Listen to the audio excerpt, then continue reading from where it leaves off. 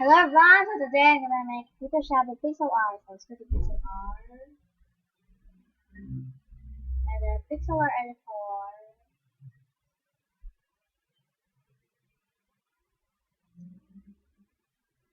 and then open image editor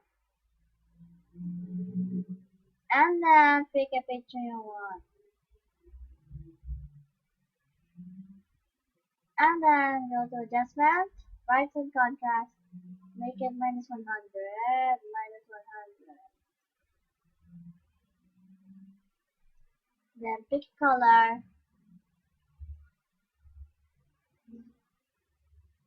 and then this gradient tool, this is paint bucket